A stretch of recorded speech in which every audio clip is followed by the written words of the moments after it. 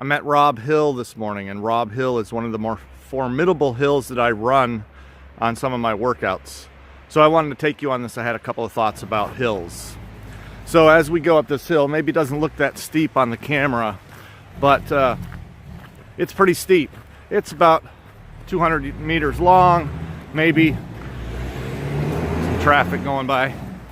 200 meters long, probably goes up over 200 feet, and elevation's really short period of time, but it just seems like it just slogs on. But anyway, this was a real challenge for me when I first started running again. I could only do part of it, and then I would go and work out another week and come back and see how much I could handle it. I really took it as a personal challenge to overcome this hill, and as a measurement of my advancement in my workouts and really even mental fortitude. But the thing that this hill reminds me of is, you know, we all come across hills in our lives, challenges that seem so steep that we can't make them up the first time. You know, whether it's a relational problem, you know, you're having an issue with your spouse, your girlfriend, boyfriend, or your family member, or even a friend. Or sometimes it's financial, and you're having a problem with your finances, that you can't find a job. Or you just feel real discouraged because you're not doing as well as you think you can in your investments, whatever it is. You know, it could be your fitness, it could be just your health and well-being. Maybe you're suffering from a lagging or a health issue that's it's just chronic and it won't go away. And maybe you're trying to quit smoking. That's a big challenge. All these things add up to be, formidable hills in our lives. And so where I think this is important, the message here is that, yeah, you might not get up the hill the first time you try, but you got to keep trying. You can't give up. Don't go around the hill, because what's that going to accomplish, except you're going to end up going longer and you still might not get to your destination. So what I like to say is, take on the challenge, take on the hills in your life, attack them, get as far as you can, regroup, come up with a plan, go again, and keep going, and keep going.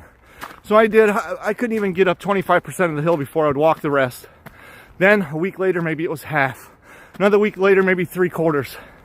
Then finally, about a month, maybe 6 weeks after working out, getting back into running, I finally made it to the top. It was a huge accomplishment, a boost to my spirit.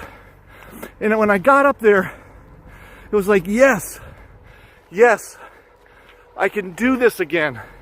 I can move on, I can run again. I hadn't run in years and years, especially at this level. And so, I felt back and accomplished.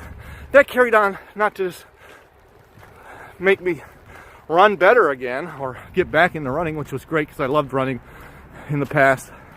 Just boosted my spirit overall. And another vehicle, just to let you know.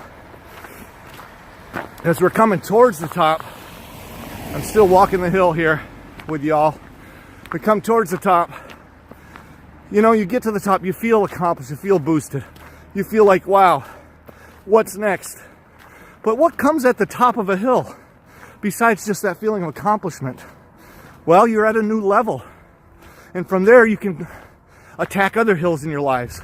Or maybe you'll plateau a little bit. Or you'll get a rest so you can start climbing again in your life, right? Lots of times you get to the top of the hill, then what happens? There's a downhill on the other side, so you get to rest and you get to cruise and you get to glide a little bit in your life, right? So here we are. See, I'm a little winded. You can kind of see the hill disappear off down the horizon behind me. It's a pretty steep hill. It's relentless, and that's what life is too. Life's full of hills. Life is relentless, but you got to attack the hill, lean into them, push to the top, and be rewarded when you get there.